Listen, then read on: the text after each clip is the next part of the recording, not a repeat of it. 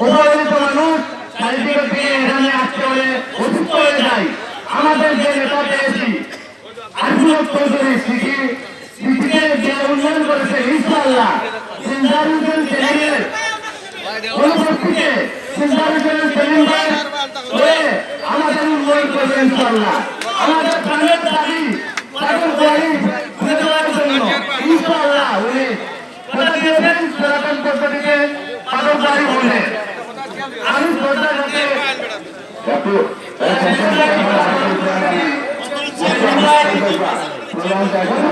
আমরা আরো একজন মানুষ পেয়েছি তিনি সাইফুর রহমান সাহেবের পাশে থাকতেন উন্নয়নের সবাই ছিলেন সাইফুর রহমান সমাজের অবস্থি আমাদের